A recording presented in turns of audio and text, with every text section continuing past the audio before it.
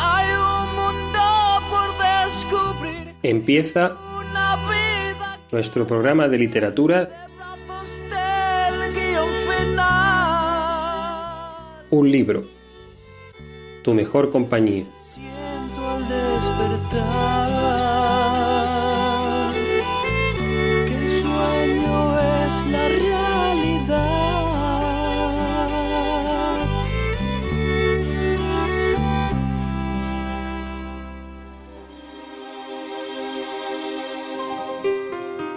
¿Dónde has estado, cara? Iniciativas y proyectos. Oculta todo este tiempo. Nietas de la memoria. Porque se cayó tu nombre y se encerró tu recuerdo. El colectivo Nietas de la Memoria lleva a cabo la labor de recopilación de las historias de mujeres víctimas de la guerra civil, represión, posguerra y posterior dictadura. Oculta todo este tiempo. En breve, y con el objetivo de dar difusión a sus trabajos y recopilar más información, pondrán en marcha el blog Otras Nietas de la Memoria. ¿Estás viva todavía o te has muerto en el destierro? Por ello, si eres nieta de una de esas valientes mujeres, no dudes en ponerte en contacto para hacer visible su historia. Preguntas y más preguntas que se va llevando el viento. Puedes hacerlo mediante su web www.nietasdelamemoria.com o a través del correo electrónico nietasdelamemoria@gmail.com. Además, puedes seguir su trabajo y ayudar a su visibilidad en las redes sociales. En Twitter a través del perfil @nietasmemoria y en Facebook a través de su blog Nietas de la Memoria. Tu delito fue soñar y despertar de aquel sueño, pero tu nombre ha quedado en la canción de tu pueblo. Nietas de la Memoria. Iniciativas y proyectos apoyados por Radio Republicana. Ay, Carmela, ay, Carmela.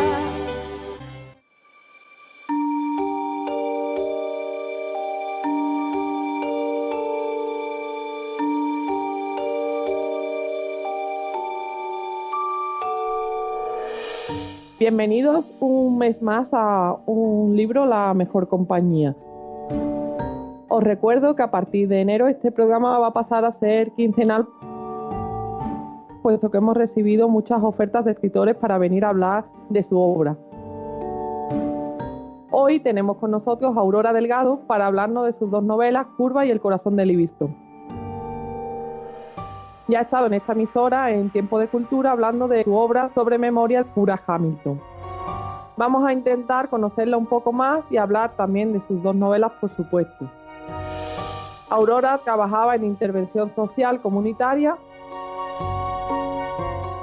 Debido a que perdió la vista de un ojo y sufrió desprendimiento en el otro, se decidió a hacer algo que siempre había querido, que era escribir.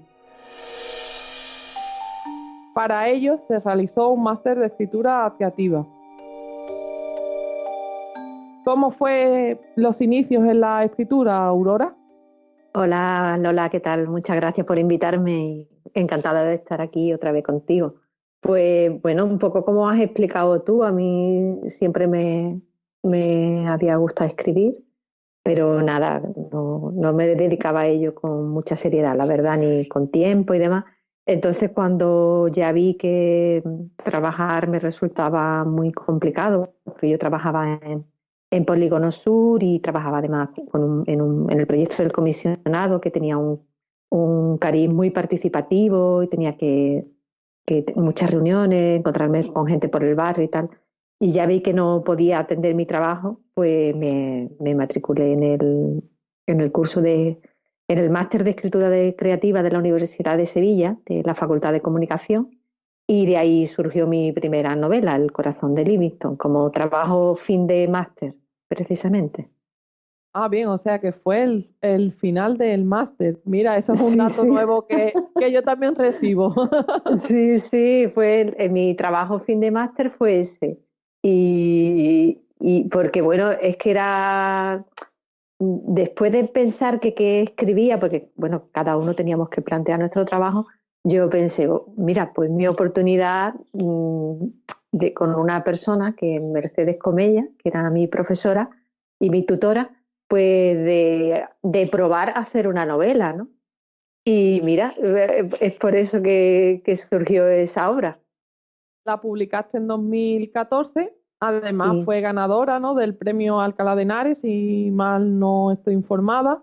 Vamos a hablar un poco sobre ella, ya que es tus inicios en la escritura. La novela habla de la transición del 23F y sobre todo de la evolución que sufre la protagonista Amelia. Ajá. ¿Por qué elegiste ese momento histórico para la novela? Siempre me resultó un momento muy, muy interesante.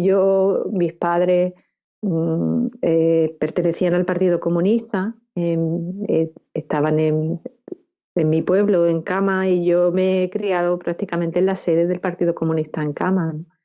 Con lo cual, cuando fue el 23F, yo ya tenía 13 años, y entonces fue un momento que viví de una manera muy, muy viva, ¿no? Aparte mi familia, bueno, pues sí que me habían contado cosas de la guerra, entonces tenía en mí desde niña muy presente de determinadas cosas, con lo cual me dio mucho miedo, la verdad, aquella noche. Mi padre se fue de casa para ir al ayuntamiento porque se temía que en cualquier momento hubiera violencia y demás, entonces pues yo creo que eso se me quedó ahí un poco grabado. Y me parece una época muy interesante de la vida de nuestro país por toda la complejidad y las contradicciones, creo que políticas a las que se tuvieron que enfrentar la gente que vivió aquella época, ¿no? Que no fue nada fácil. Y bueno, pues un poco de todo ese interés surgió la idea de contar esta historia y de que tuviera un papel la transición.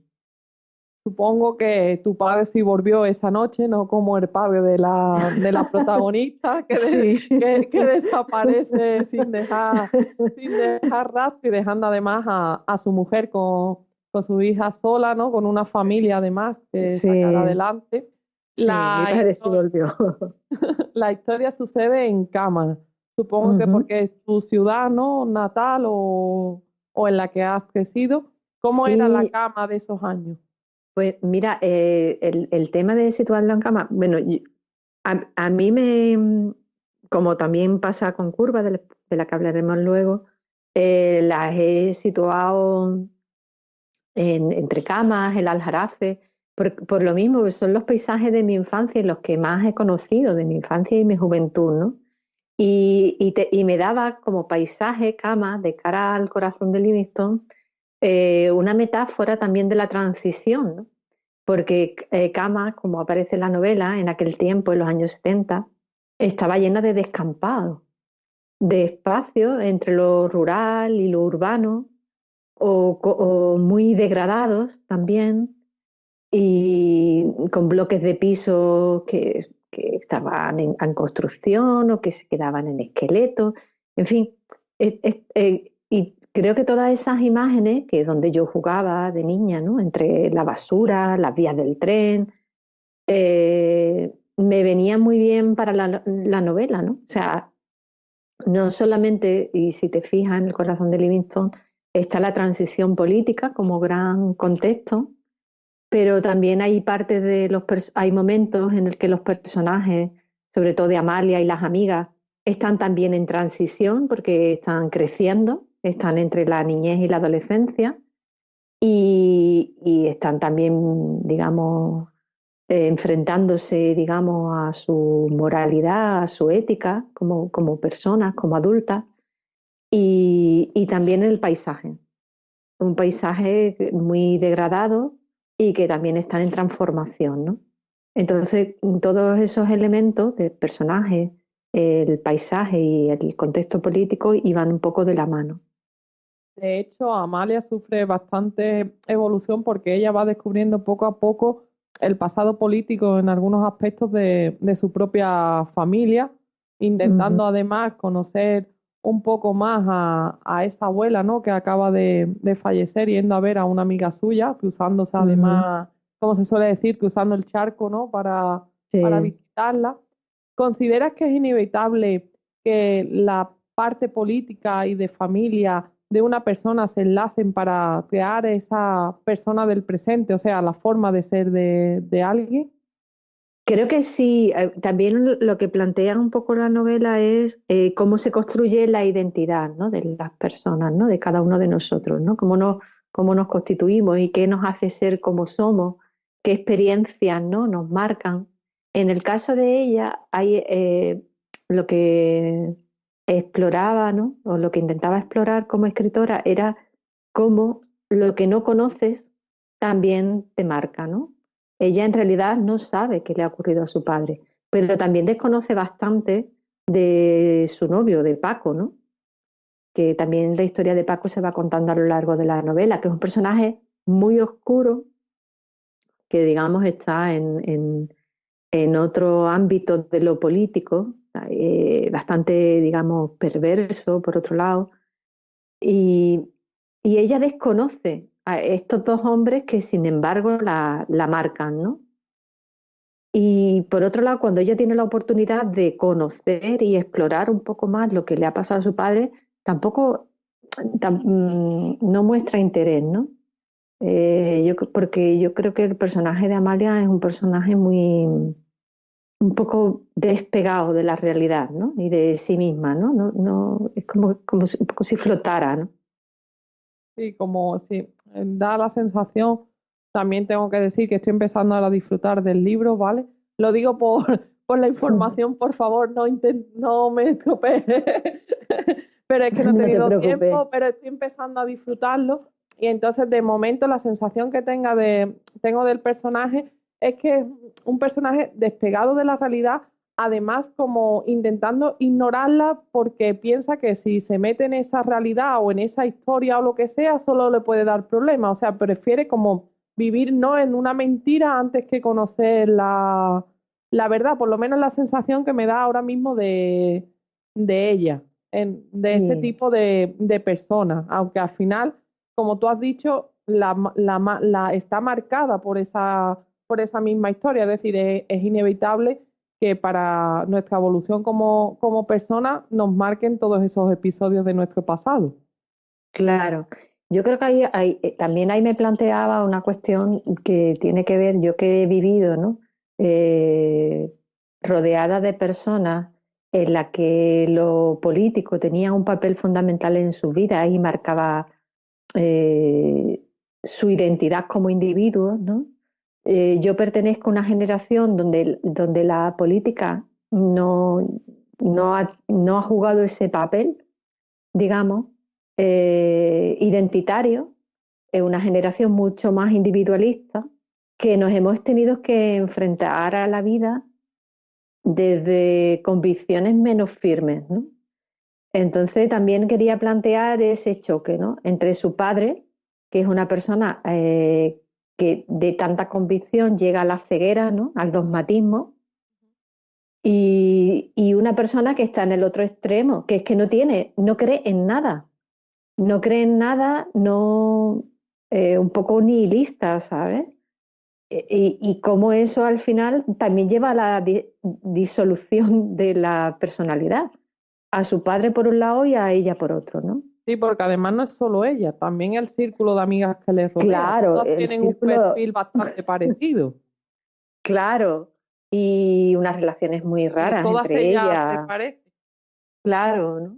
Sí, Porque más bien de crítica, ¿no? Constante o de como tira y afloja, ¿no? Como una amistad sí, bastante curiosa, que parece que ni siquiera son amigas, ¿no? Que es como hemos compartido una niñez juntas, pero no sé, son personajes bastante cerrados o no sé, o sí, o sinceramente sí, creo que Nihilistas las describe bastante bien, vamos.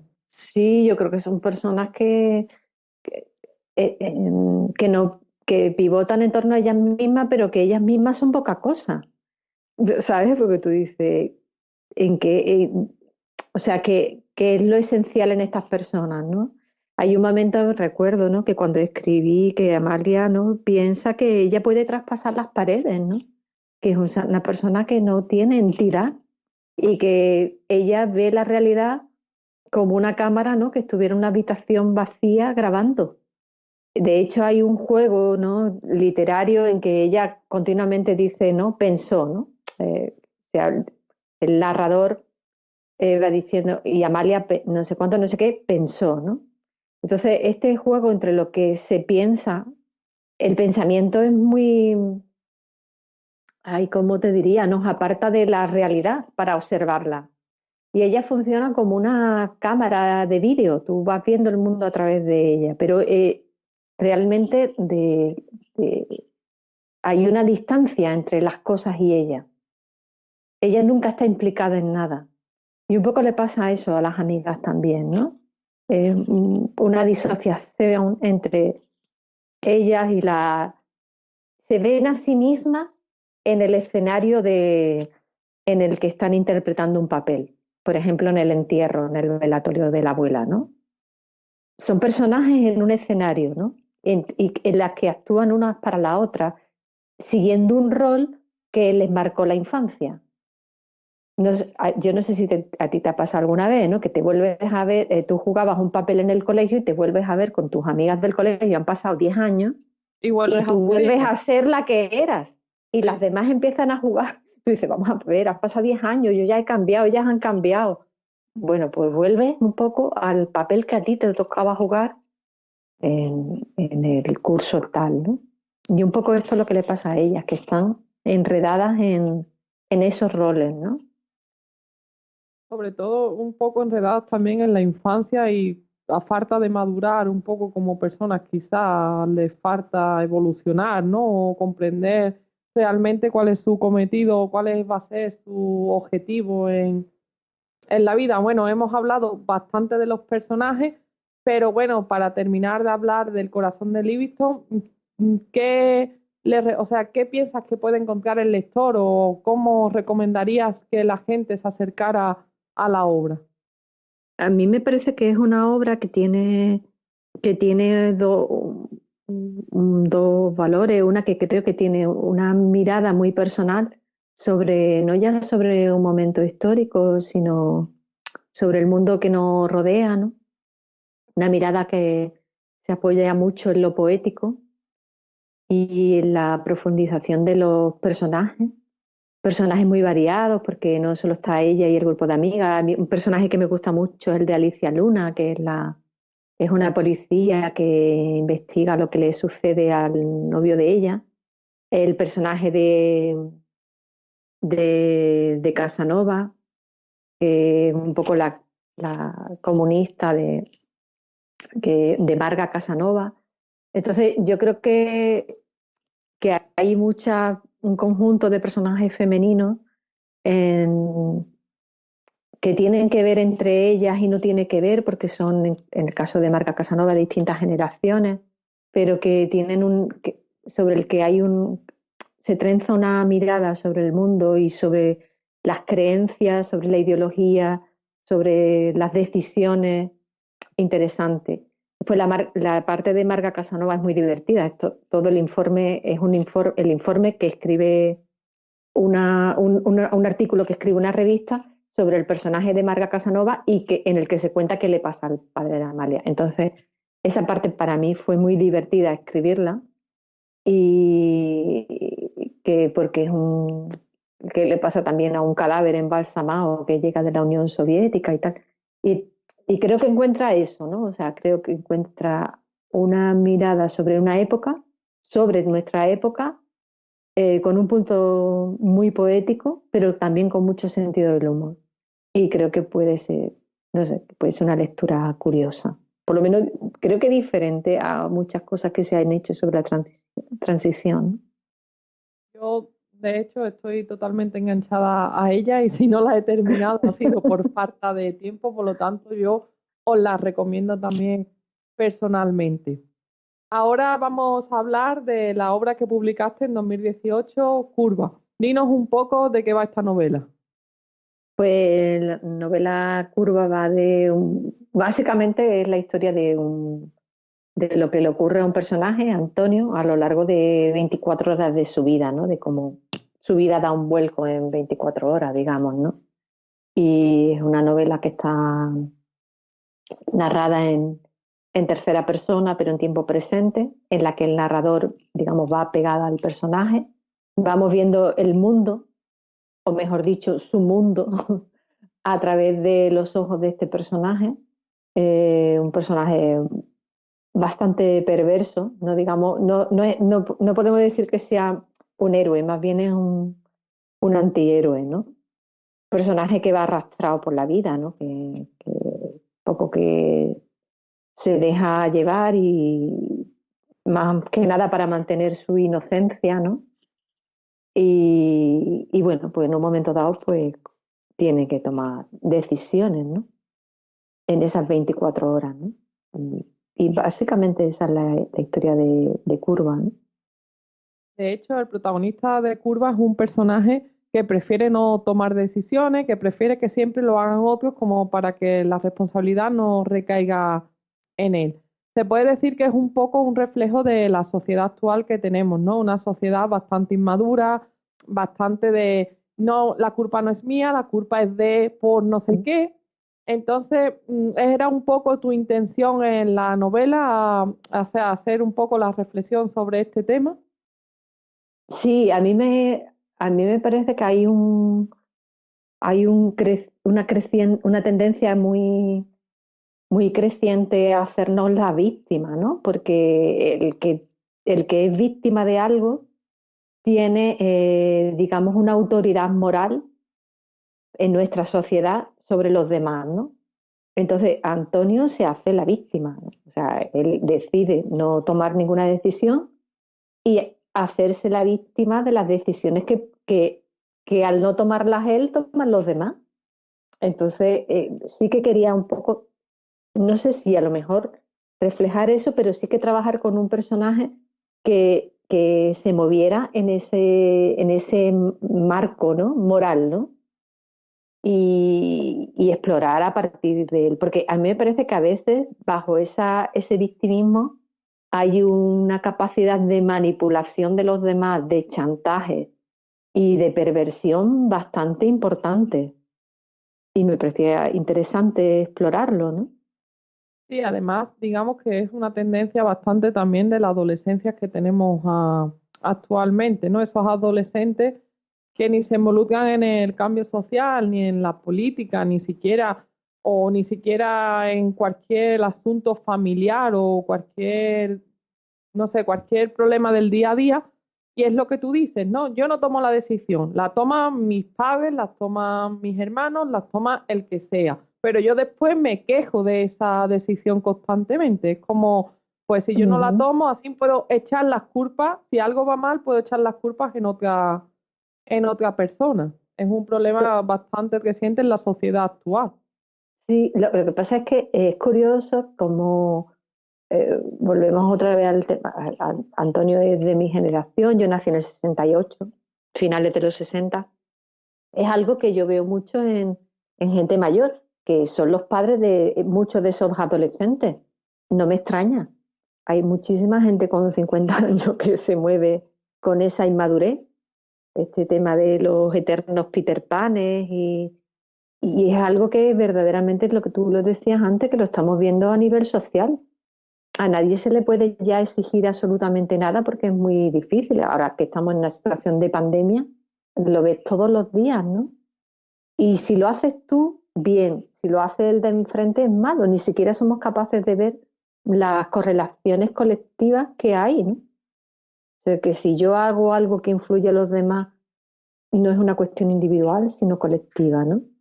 Y tiene que ver con eso, ¿no? Con querer estar siempre en la inocencia de la infancia. Un niño verdaderamente no toma decisiones, pero como adultos las tenemos que tomar. Es que es inevitable, ¿no? Pues si tú te fijas, eso es cada vez seres más pasivos. Políticamente, por supuesto, pero también a nivel privado, a nivel de entre amigos o a nivel de familiar.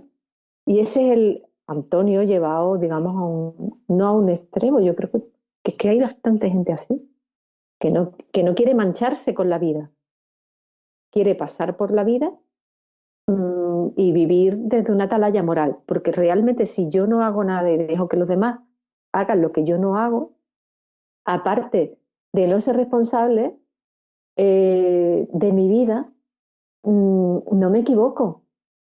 Y es que eso es muy fuerte, ¿eh? Se une, como tú dices, con una fase o una visión bastante individualista de la sociedad. Es decir, mientras que no me afecte a mí, o a mí me vaya bien, yo no tenga problemas, no me importa a nivel colectivo lo que pueda suceder. Cuando hay decisiones que al final, como tú bien dices, por ejemplo, ahora lo estamos viendo con la pandemia, que tú no hagas las cosas de forma correcta no te afecta a ti solo de forma individual, afecta a la colectividad, cosas que también se está perdiendo por completo, la visión del colectivo, de sociedad, vamos. Somos incapaces de ver, claro, esto es un proceso de muchos años, somos incapaces de ver que lo que hacemos a nivel individual tiene unas consecuencias a nivel colectivo. O sea, ¿qué va a pasar porque yo esté sin mascarilla en mi casa con 20 personas? ¿Qué va a pasar?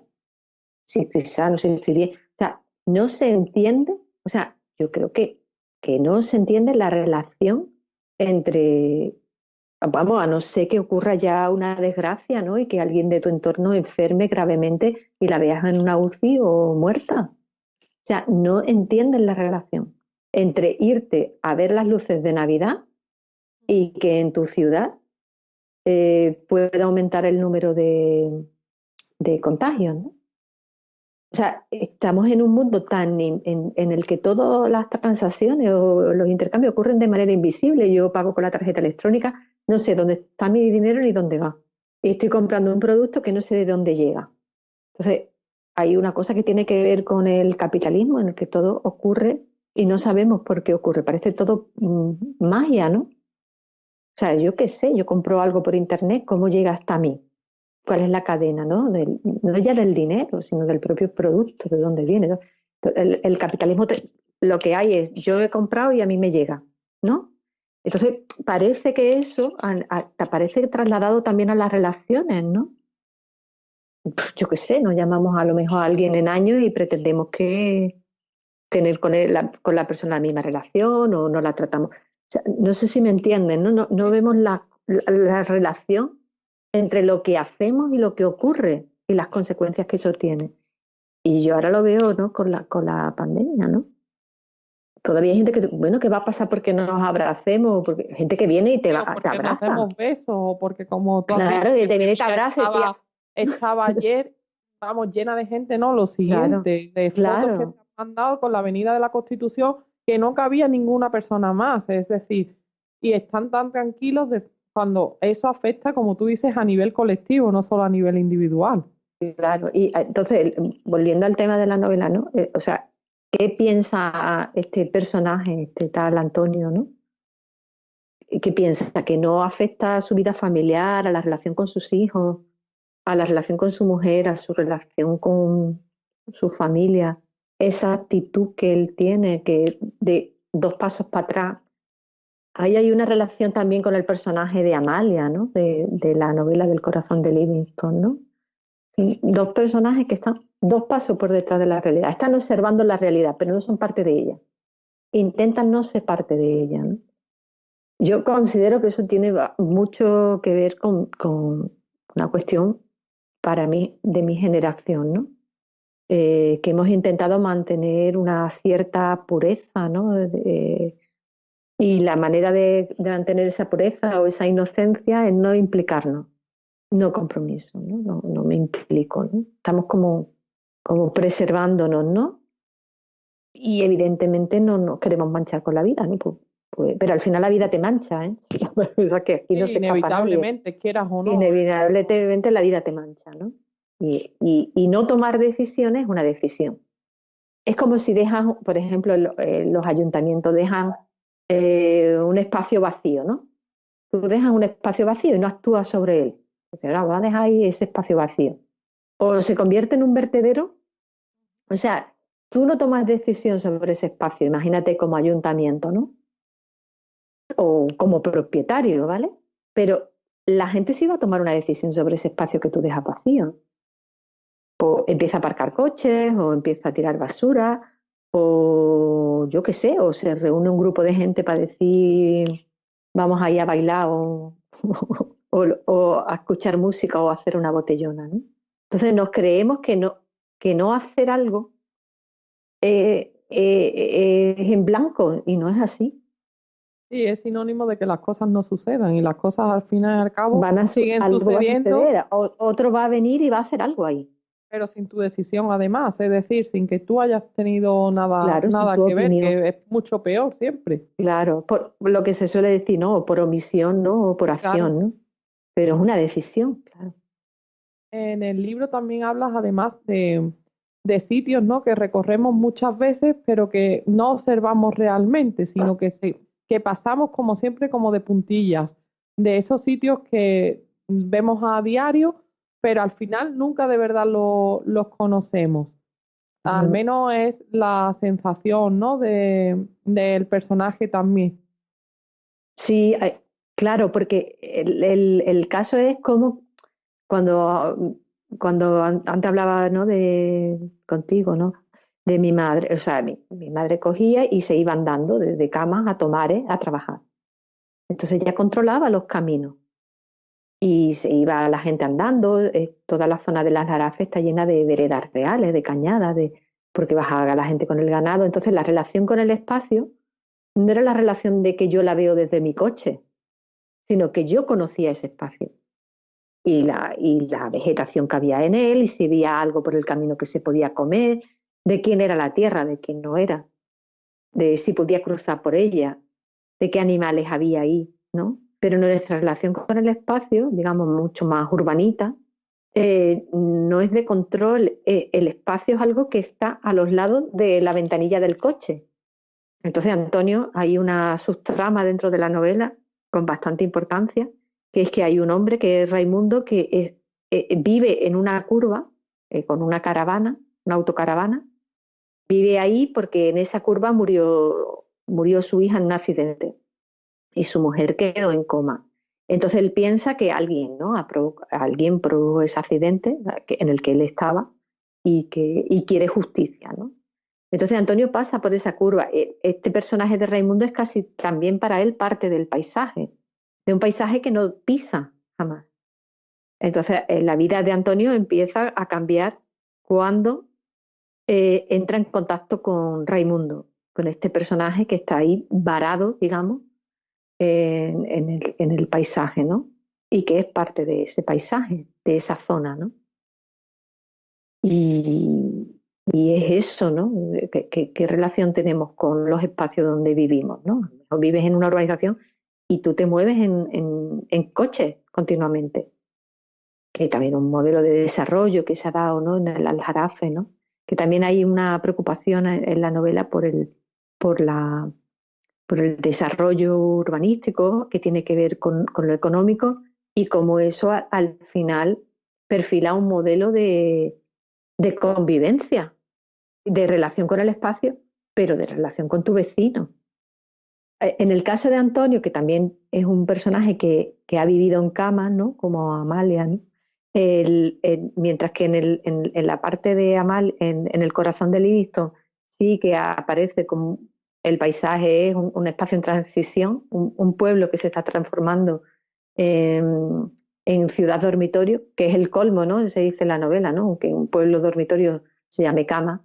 En el caso de de curva, lo que vemos ya no es la ciudad dormitorio, ya lo que vemos es la urbanización dormitorio. Un sitio, siempre a 5 kilómetros de Sevilla, por supuesto, que es mentira, lógicamente, porque 5 minutos de Sevilla será volando o... Vamos, ya este pueblo en la Rinconada, en Lineo, está a 5 minutos. Claro, vale. Entonces, ahí ya pasamos al modelo de urbanización, ¿no? O sea, que es todavía donde ya esa urbanización, la relación con el pueblo es nula. O sea, tú vives en la urbanización tal que está a lo mejor a 2 kilómetros, 3 kilómetros, y entonces, y donde tú te conectas con el coche. Y claro, eso, donde tú no tienes ya ningún arraigo ni con el pueblo en el que vives, digamos, donde estás empadronado, ni con ese espacio, porque tu relación con ese espacio es simplemente que entras y sales de él en el coche, ¿no? El resto de la vida la haces en Sevilla o lo haces en la ciudad a la que quieras. Claro, o en tu trabajo y tal. Lo que pasa es que, claro, el personaje de Antonio es peculiar laboralmente también, porque él ha intentado ser funcionario por cuestiones familiares y entonces trabaja con la cuñada de veterinario, él como de ayudante en un centro de veterinario. Él está ahí enfocado a los hijos, a unos hijos que iba a decir dependiente, digo, bueno, que se les ha creado una dependencia de los adultos, que también ahí se trata el tema de la sobreprotección de la infancia, de cómo estamos educando a las nuevas generaciones y también... Sí, de hecho, eso te iba a preguntar también, de que hablas también de la infancia como ese momento en que nada te puede pasar, en que tienes que estar así como en una burbuja, ¿no? De estar protegido, es también una parte bastante importante de la novela. Sí, sí, yo muchas veces pienso que si cuando yo era niña era en mi casa una especie de princesa, los niños ahora son emperadores. O sea, tú tenías claro que tú eras príncipe en tu casa, no fuera, y que tus padres, bueno, pues eran los que controlaban la casa y tal, con sus matices y por supuesto con sus injusticias que todo niño vive. Pero ahora hay una historia en que el niño es el que hay cierta tiranía en determinados niños, no en todos, lógicamente, ¿no? En el que los padres sienten una culpa tremenda por haber traído un hijo al mundo, ¿sabes? Entonces tú lo llevas al colegio y tú estás llevando al niño, tú llevas a un genio en potencia y allí te lo van a docenar. Entonces llevas al niño con una culpa, ¿no? Lo has traído al mundo, pero a la vez te da una culpa terrible porque este mundo no va a hacer crecer a tu hijo o lo va a hacer mejor, sino al revés, lo va a machacar. Pero el niño vive todo eso, ¿no? Y lo vive muchas veces con angustia, ¿no? En algunos casos, ¿no? El caso de la familia esta de Antonio, lo que vemos es el hijo como inversión, ¿no? De futuro, ¿no? El tema de la educación privada o incluso de los braques, ¿no? Se cuenta, forma parte de la vida de él y se cuenta, ¿no? El tema de la alimentación también, ¿no? Porque claro, es que hemos pasado a un país donde se pasaba hambre a donde hay a tener una obsesión por lo que comen, ¿no? En el que pasas mucho tiempo. Antes se pasaba mucho tiempo pensando en qué voy a comer, porque no había que comer. Mi madre ha pasado hambre, mis padres han pasado hambre, mis abuelos han pasado hambre, a una sociedad en que a ver qué me voy a comer de todo lo que tengo disponible. El caso es pensar en la comida, ¿no? Entonces, ¿cuánto tiempo nos pasamos pensando en la comida, ¿no? En fin, se refleja mucho la vida de hoy o la vida de una familia, digamos, de determinada clase social, media, baja media, ¿no? Porque tampoco es que sean, en fin, un poco eso, preocupaciones del día a día de determinadas familias con respecto a ellos, con respecto a la pareja, con respecto a a lo que tenemos que tener, cómo tenemos que educar. Creo que hemos tocado los tres temas fundamentales más o menos de la obra. Sabemos que ahora actualmente estás con Pura Hamilton presentándola y haciendo promoción de ella, porque bueno, te entrevistamos, como ya hemos dicho, por esa novela. ¿Y qué proyectos tienes ahora mismo de futuro? ¿Estás centrado simplemente en la novela gráfica? ¿Tienes algo entre manos? Bueno, de momento el Pura Hamilton, un proyecto único y muy peculiar que surgió así. No sé si tendré la oportunidad de volver a trabajar otra vez en el ámbito de la novela gráfica como guionista, porque desde luego como dibujante No, no. tengo mucho futuro, ninguno. Y ahora estoy con una novela que está centrada en los años, a los inicios de la Guerra Fría, que quiero contar la historia de una exiliada comunista en Moscú, y ahí estoy con ella, para arriba y para abajo. Es una novela en forma de memorias, así es como las memorias de esta mujer, que se llama Elena Malaver, y bueno, estoy ahí con sus peripecias.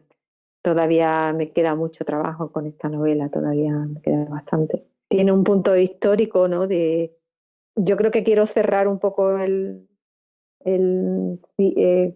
no que estas tres novelas funcionaran como una trilogía, ¿no? No, pero sí que tienen cosas en común en torno en torno a la identidad, ¿no? O sea, que es un tema que a mí me preocupa mucho, ¿no? Cómo a través de qué proceso vivimos en la realidad, ¿no? Porque creo que es la única manera de convertirnos en seres reales.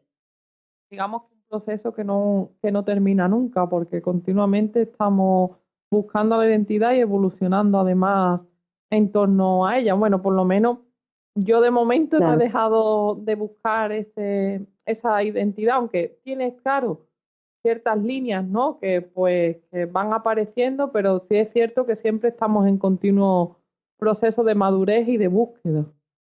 Claro, bueno, aquí también hay un personaje, algo que me interesa mucho, que es el tema del exilio, que lógicamente también tiene muchísimo que ver con la identidad, ¿no?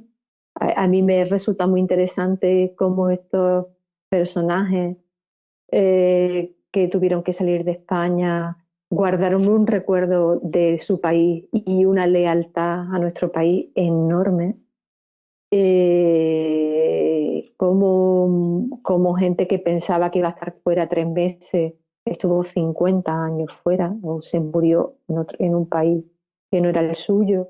Y todo eso me parece muy, muy interesante. Y más cuando estamos hablando de una sociedad muy hermética, como era la sociedad estalinista, ¿no?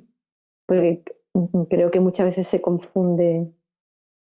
No nos damos cuenta de la peculiaridad que supuso el régimen de Stalin dentro del propio sistema soviético, ¿no? Que hubo un antes y hubo un después. De hecho, de ese personaje que se fue o que se va, ¿no? de su país y aún lo recuerda y le tiene lealtad es Pura Hamilton. Al fin y al cabo, ella se va, También. a una madre que no es la suya, pero a la que ella quiere como si lo fuera. Pero ella, estando fuera y a pesar de irse de niña, termina trabajando para una organización que lo que quiere es terminar con Franco. Es decir, que ella mantiene la lealtad a su país de nacimiento. Sí, es que eso, la España republicana es que mantuvo una lealtad hacia España increíble. Todavía en Moscú, porque lo está mirando ahora, funciona el centro español de Moscú y está dirigido por los niños de la guerra. Niños que salieron de España en el año 36-37, que ya van muriendo. Cuenta en un artículo que estaba leyendo que todos los años tachan a 10 o 15 de la lista, porque claro, daros cuenta, si tú en el 37 tenías 5 años, 6 años o 12, pues van muriendo. Pero ese centro se mantiene con muchas dificultades. Ahora están yendo los nietos, los hijos de estos niños que muchos intentaron volver y no podían. Entonces, eso crea ahí algo muy difícil de resolver. Y es que en España serían rusos y allí son españoles. Y eso algo que no se resuelve, ¿sabes? Que da lugar a una identidad nueva, mixta, pero que es muy interesante.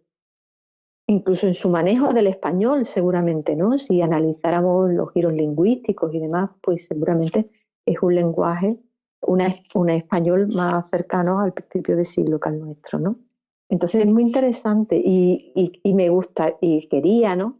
Investigar por ahí, y porque además me parece que esa época es alucinante, toda la época esta de la Guerra Fría y esos años de la Segunda Guerra Mundial, en un país como la Unión Soviética, que sufrió tanto con la invasión nazi y la Segunda Guerra Mundial. Bueno, 20 millones de personas murieron allí, nada más, de ciudadanos, ¿no? Y el papel que ahí jugaron los españoles, en fin. No sé,